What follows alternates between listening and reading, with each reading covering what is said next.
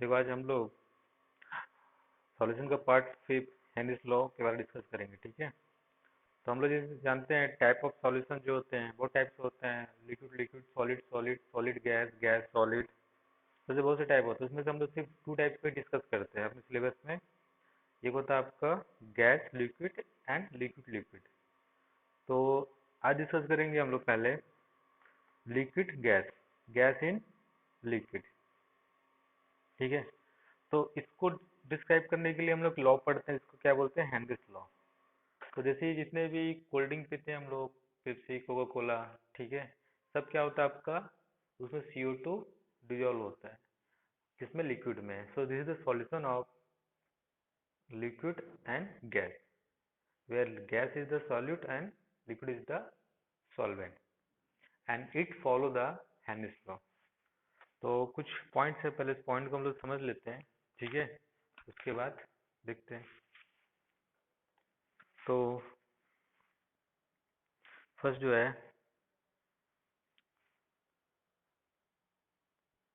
solubility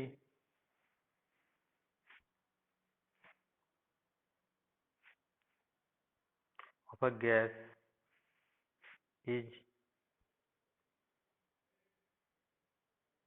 generally expressed in terms of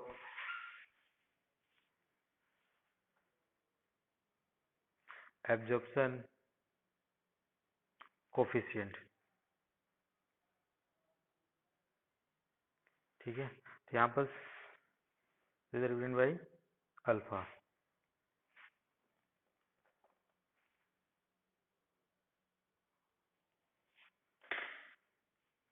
ठीक है, which is defined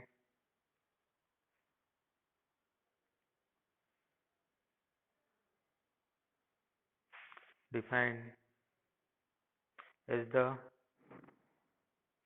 volume of the gas at NTP dissolve in a unit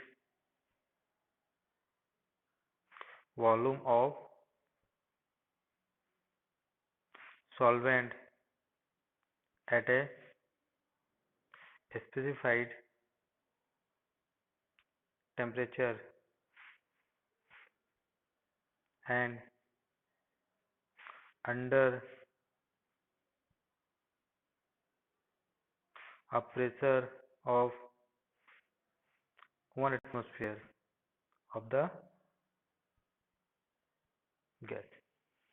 So this is called alpha.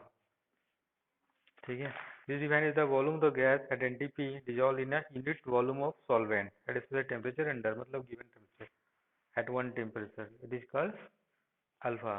और यहाँ से हम लोग major करते हैं उसका solubility। ठीक है, third point, the solubility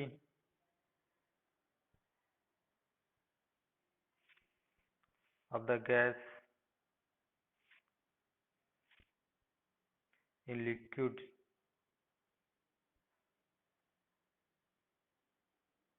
depend upon pressure, temperature, nature of the gas and nature of the liquid। ठीक है, दैट इज सॉल्वेंट। तो इनके ऊपर डिपेंड करता है। among them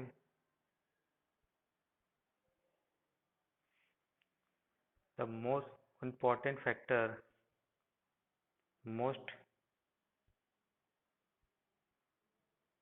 important factor influencing the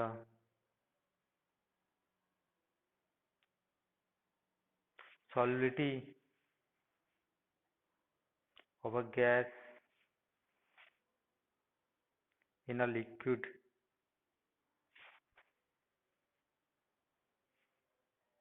at a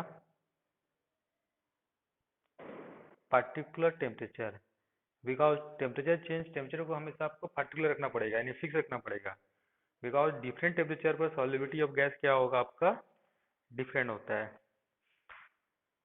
ठीक है,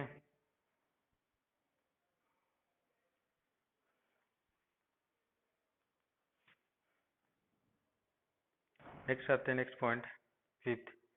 तो जो सॉल्युबिलिटी है, अब वो डिपेंड किसके ऊपर करता है, प्रेशर के ऊपर।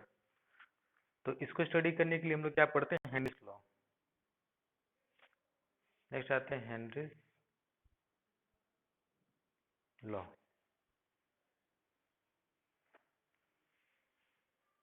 The mass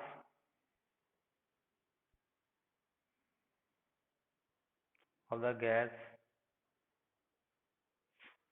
the mass of the gas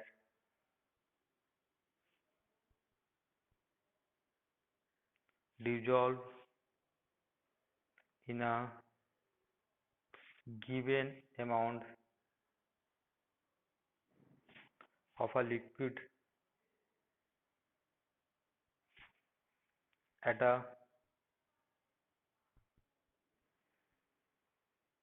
constant temperature is directly proportional to the pressure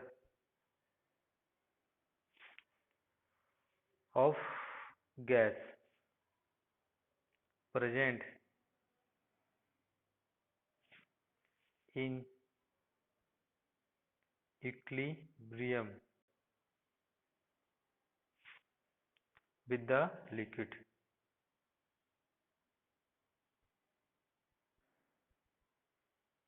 ठीक है, तो ये आपका हेनरीज लॉ है, जिसमें मैथमेटिकली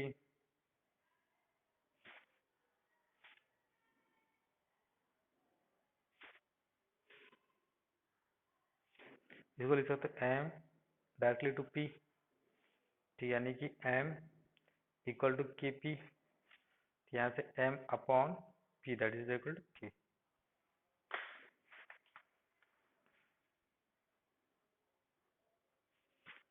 ठीक है, तो यहाँ पर क्या है,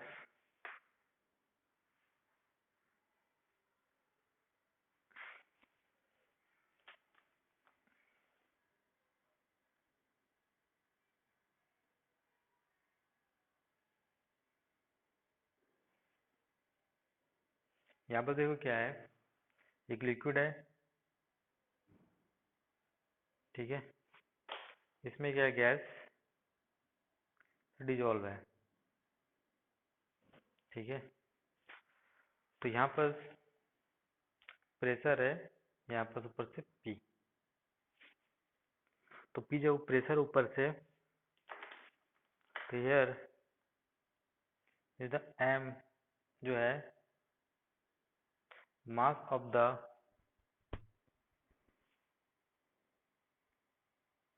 डिजोल्व गैस, ये जो डिजोल्व है उसका मास, पी इज द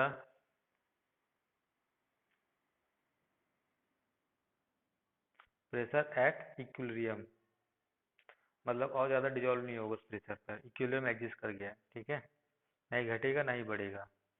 और यहाँ पर जो के होता है, इसको हम लोग बोलते हैं हेनरीज कांस्टेंट, एंड इसके बारे में नोट करके याद रखोगे, it is characteristic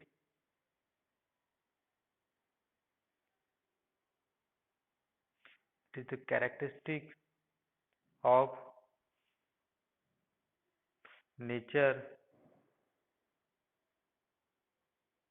of the gas, nature of the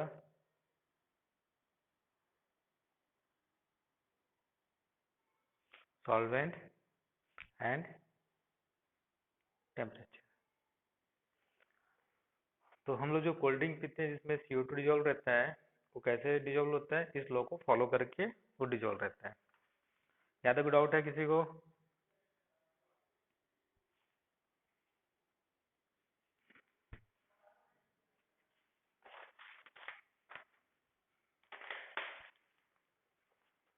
limitation इसका, हाँ पूछो।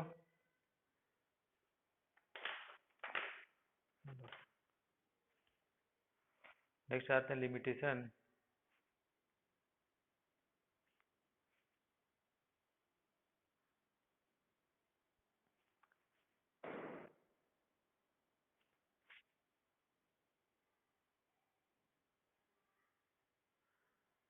लिमिटेशन ऑफ हेनरीज लॉ, ठीक है, बोर्ड में आते हैं वाले दिमाग।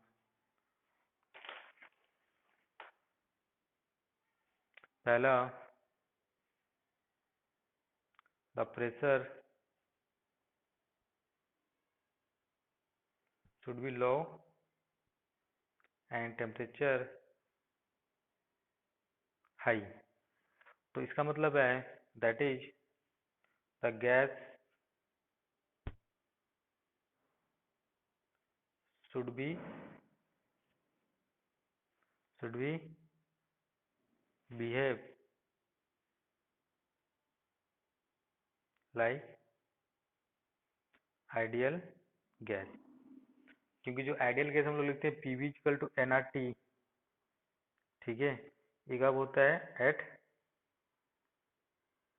लो प्रेशर एंड हाई टेम्परेचर पर ये फॉलो होता है। तो लो टेम्परेचर हाई प्रेशर पर ही ये आपका फॉलो करता है। Second,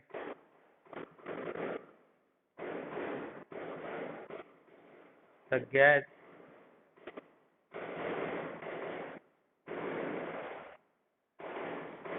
should be only slightly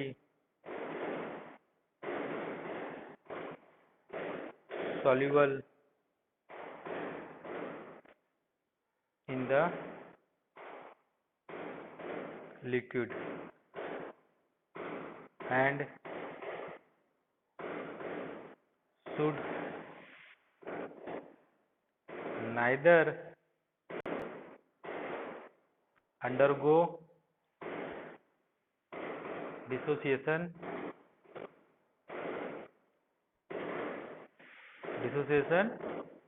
or association in the solvent, ठीक है, nor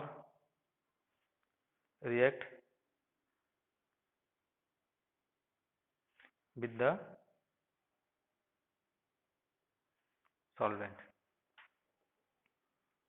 तो यहाँ पर देखो दो लिमिटेशन बहुत इंपॉर्टेंट है, ठीक है, किसी लॉ का लिमिटेशन ही से क्वेश्चन पूछे जाते हैं। तो पहला है कि आपका P should be low and temperature, मतलब टोटली आइडियली होना चाहिए, ठीक है। और कोई भी गैस आइडियल कब होता है? At low pressure and at a high temperature.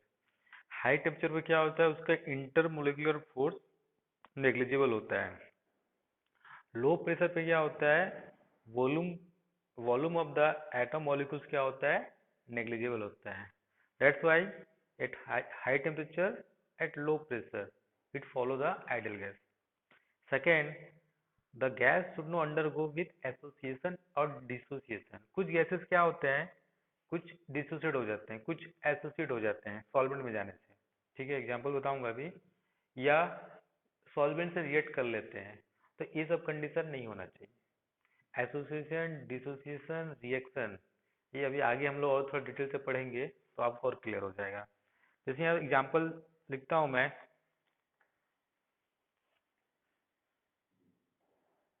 इसको नोट करके याद रखोगे। Solubility of hydrogen chloride gas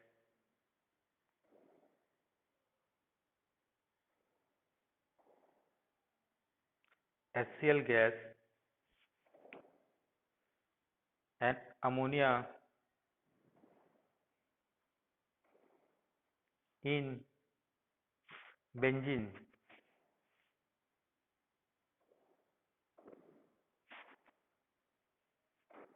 in benzene,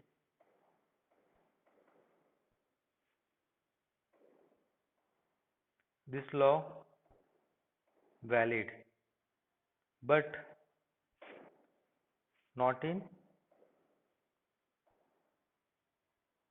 water. ठीक है, इसका रीजन क्या है? This is due to fact that this is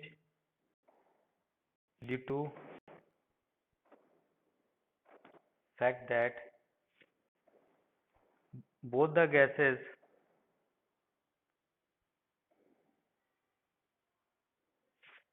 are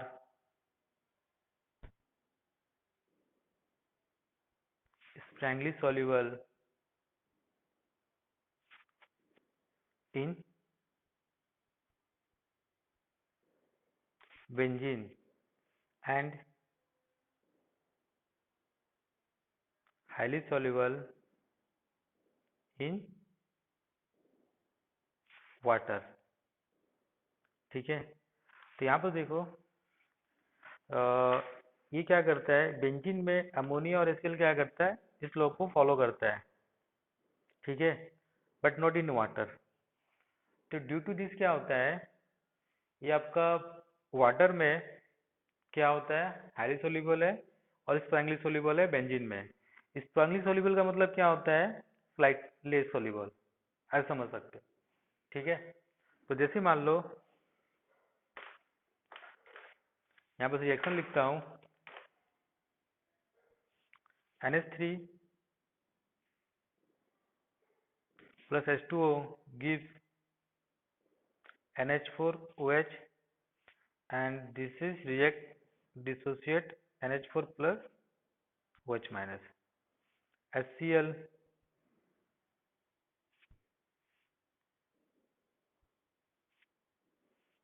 ठीक है।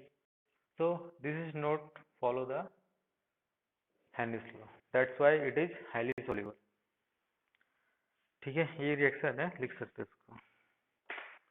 Next another form of Henry's law, ठीक है, एक फॉर्म है इसका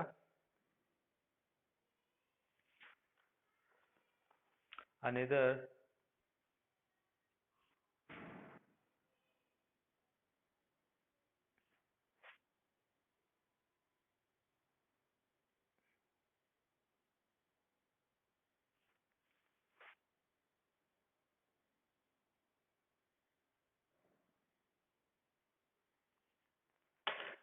ठीक है,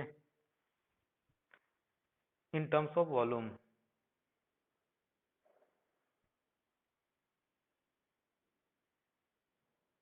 this is given in terms of pressure.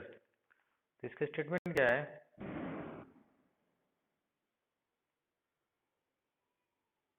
The volume of a gas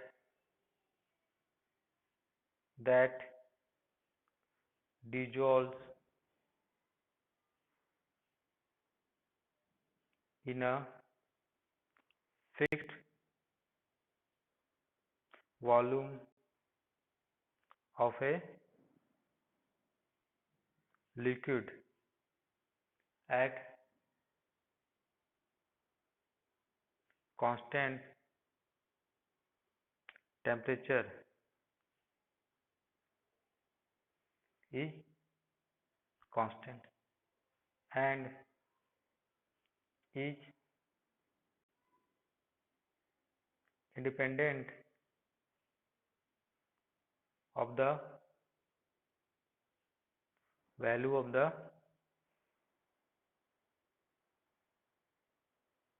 pressure,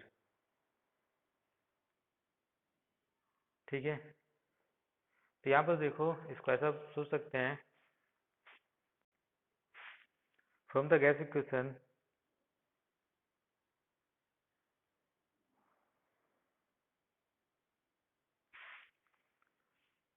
PV equal to NRT होता है, ठीक है, PV equal to M by W R T, V equal to M/P RT upon W।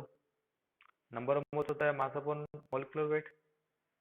Here T constant, R constant, molecular weight constant. और by Henry's law M/P ratio क्या होता है? K। M/P ratio K, but Henry constant. तो V equal to कितना हो गया? K RT upon W। तो overall क्या हो गया यहाँ पर? V equal to constant.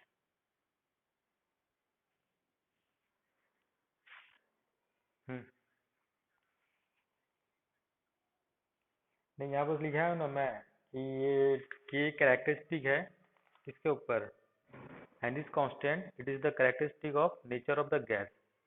तो अलग अलग गैस के लिए अलग अलग होगा, ठीक है। Nature of solvent and temperature, ये हो गया आपका, ठीक है। तो यहाँ पर भी क्या है? कांस्टेंट हो गया। तो जितना भी प्रेशर बढ़ा लो, कुछ भी कर लो, जो डिजॉल्व वॉल्यूम रहेगा, ठीक है, गैस का, वो उतना ही रहेगा। इसको एक तरीके से ऐसा भी बोल सकते हो, the volume of the gas,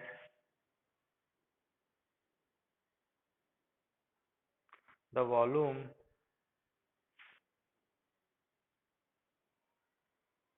of the gas that goes into solution will be same as before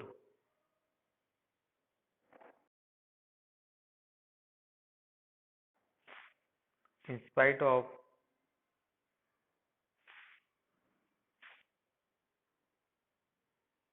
doubling, in spite of doubling and tripling the pressure। तो ऐसे करके ये अनदर फॉर्म है हेनरीज का। तो ये हो गया आपका हेनरीज लॉ, ठीक है। तो वॉल्यूम के टर्म में या फिर मास के टर्म में, प्रेशर के टर्म में आप इसको डिफाइन कर सकते हो। ये क्वेश्चन देता हूँ,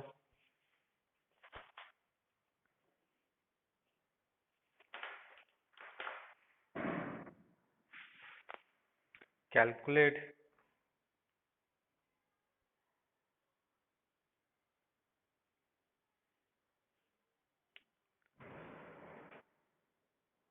concentration of CO2 in a soft drink, ठीक है, that is bottled at a partial pressure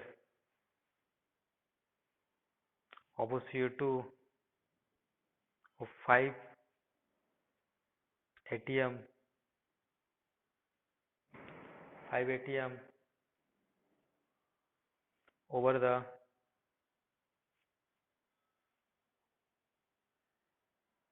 liquid at 25 degrees Celsius. The Henry's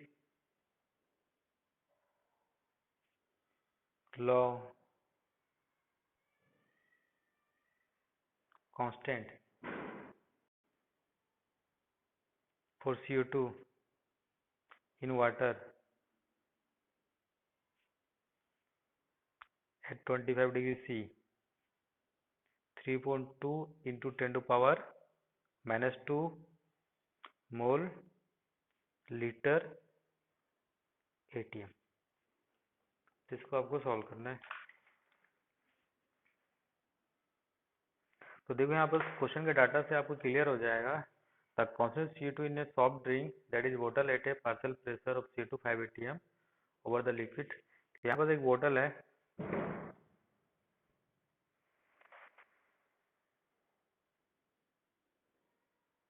ठीक है, तो लिक्विड है इसमें। इसमें क्या करता हूँ मैं, CO2, ठीक है, कितने पर, एट 5 atm, ठीक है। टेम्परेचर कितना है आपका, 25 डिग्री सेल्सियस, ठीक है। And drinks water partial pressure, हाँ। तो इसमें ये जो पी पार्शियल प्रेशर एक टर्म देख रहे हो आप लोग, पार्शियल प्रेशर, प्रेशर सुने होगे, पार्शियल प्रेशर पहली बार सुन रहे होगे बहुत जन। तो हेनरीज लॉ कांस्टेंट कितना दिया यहाँ पर, हेनरीज लॉ कांस्टेंट दिया है के का value 3.2 into 10⁻⁻2 mole litre ATM, ठीक है।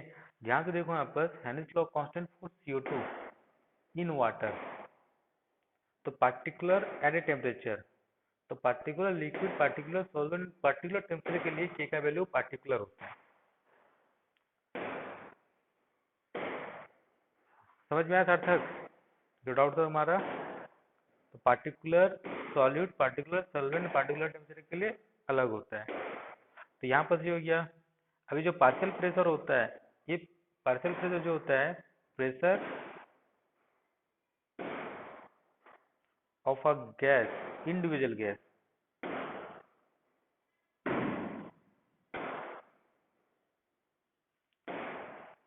Pressure of a individual gas को हम लोग क्या बोलते हैं, पार्शियल प्रेशर। जैसे बहुत से मिक्सचर ऑफ गैस हैं, ठीक है, हर गैस का अपना खुद का एक प्रेशर होता है, तो उस प्रेशर को हम लोग क्या बोलते हैं, पार्शियल प्रेशर, ठीक है।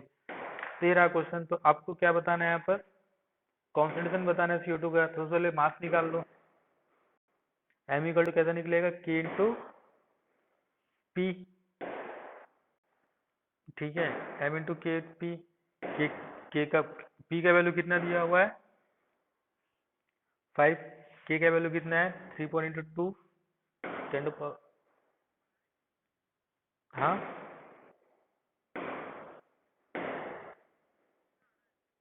एम का यहाँ देखो, यहाँ मास की जगह लोग मोल लिया है, ठीक है। यहाँ पर क्या है, जो यहाँ दिया हुआ है के का यूनिट, मोल पर लीटर पर एटीएम, ठीक है, मोल पर लीटर पर एटीएम।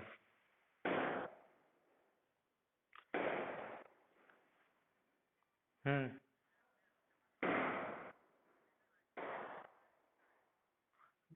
मोल पर लीटर आएगा ना,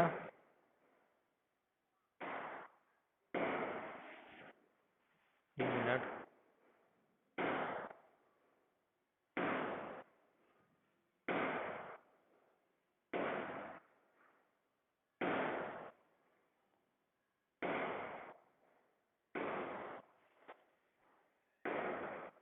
एम बाई पी निकालना अपने को,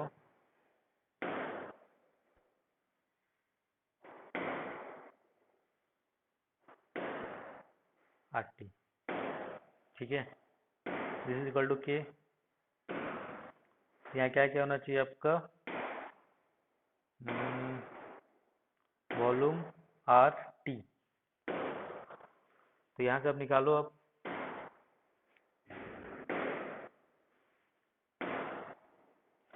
आर का यूनिट क्या होता है, जूल के टर्म में, ठीक है। जबकि यहाँ पर क्या आना चाहिए, अगर अपने पास ये 5 क्या आपका एटीएम है, और 3.2 क्या है, 10⁻⁻2, 3.2 मोल लीटर एटीएम, तो एटीएम एटम कैंसिल, तो बचा कितना है पास, ये हो जाएगा 0.16 मोल पर लीटर, यानी क्या हो जाएगा आपका कॉन्सेंट्रेशन, वही निकालना था। तो यहाँ पर जो यूनिट दिया है वो क्या दिया आपको, निकालने में लगता है कैलकुलेट द कॉन्सेंट्रेशन, ठीक है। तो बाकी तो कांस्टेंट हमें यहाँ से मल्टीप्लाई कि वहाँ से मल्टीप्लाई करो। तो जो यूनिट दिया हुआ है किसका, आपका के का, वहां से मल्टीप्लाई करने से आपको डायरेक्टली क्या मिल जा रहा है, मोल पर litre, that means is the concentration.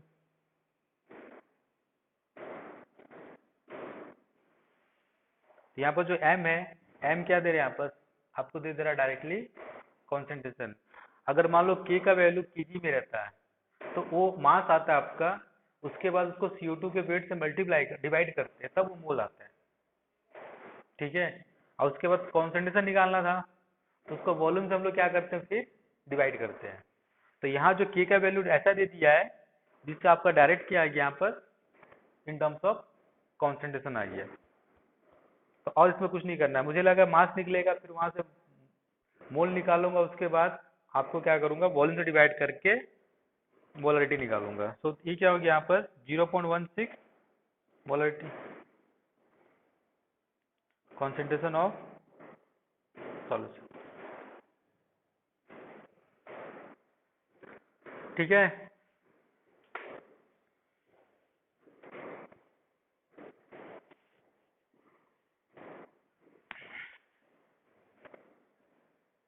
हाँ डायरेक्ट निकाल दिया हम लोग यहाँ से।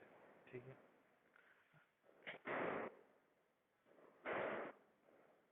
मास, नहीं देखो, पहली बात क्या है कि मैंने बहुत बार बोला है कि हमेशा यूनिट को दिया, मुझे मैं यूनिट यहाँ देखा नहीं था। ठीक है, तो यूनिट दिया मोल लीटर एटीएम। ठीक है, अगर मैं इसको एटीएम से मल्टीप्लाई कर दूंगा तो एटीएम एटीएम कैंसिल हो जाएगा यहाँ पर। ठीक है, तो बचा क्या आपके पास, मोल पर लीटर। तो मोल पर लीटर नथिंग बट क्या डिपेंड करता है, कॉन्सेंट्रेशन। तो अपना आंसर ऐसा हो गया। अगर मान लो ये के का वैल्यू ऐसा दिया होता है, लेट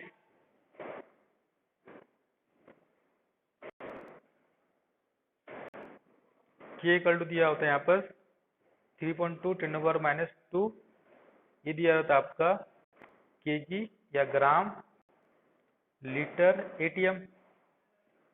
ठीक है, तो मैं अभी जब पी से मल्टीप्लाई करूंगा, पी कितना है आपका 5 ATM into 3.2 10⁻² gram litre ATM. ATM ATM cancel हो गया, तो बचे कितना, ग्राम पर लीटर। तो ग्राम पर लीटर क्या होता है, ये भी कॉन्सेंट्रेशन होता है।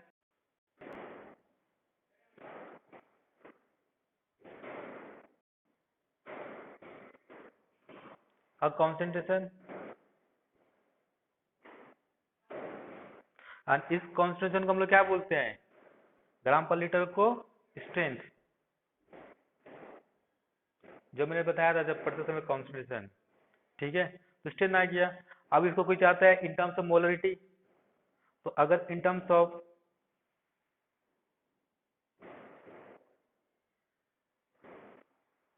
मोलरिटी, तो इसको क्या करना पड़ता है अपने को, मोलिकुलर मास से डिवाइड करते हैं। तो m इक्वल टू हो जाता है 5 इंटू 3.2 10⁻² ग्राम पर लीटर अपॉन मोलिकुलर मास कितना है CO2 का 44। तो ये क्या हो जाता है आपका 5 इंटू 3.2 10⁻² 44 मोल पर लीटर। और मोल पर लीटर क्या होता है आपका, मोलरिटी। तो ये आता है आंसर। तो डिपेंड करता है आपका के का यूनिट के ऊपर। ठीक है, तो केमिस्ट्री में हमेशा ध्यान रखो कि यूनिट को ऐसा करने से आपको कभी भी कोई भी कांस्टेंट कोई भी चीज रहता है, हमेशा उसके यूनिट को ध्यान रखा करो।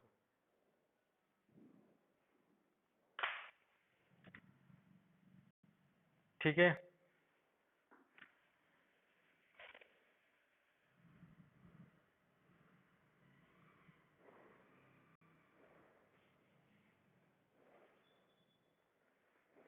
अब आते हैं solution of liquid in liquid. ठीक है,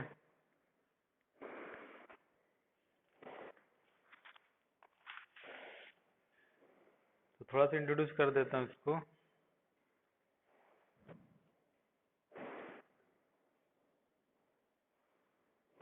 solution of liquid in liquids. तो हमेशा हम लोग क्या करेंगे, बाइनरी लिक्विड मिक्सचर के बारे में डिस्कस करते हैं।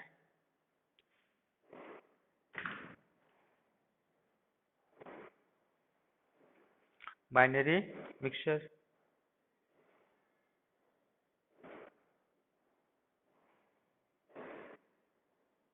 ठीक है।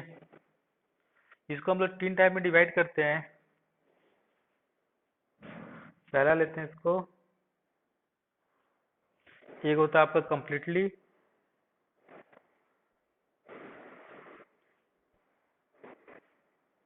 मिसिबल, ठीक है। कंप्लीटली मिसिबल इसका मतलब क्या होता है,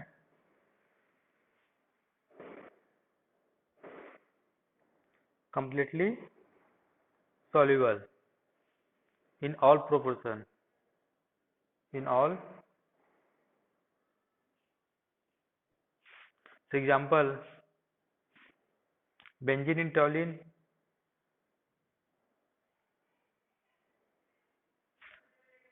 benzene in toluene, alcohol in water,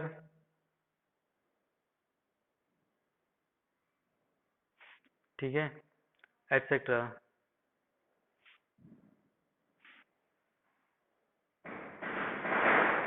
तो इसका लिए कंडीशन क्या होना चाहिए,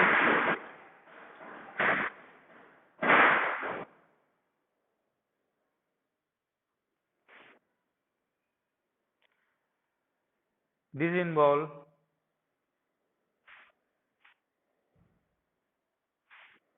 liquids both of which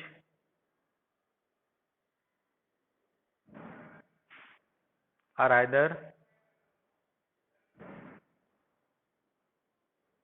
polar or non polar। second,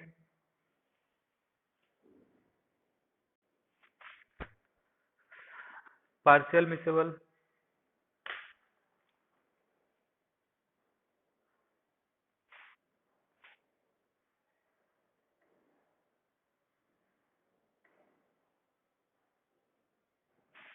ठीक है।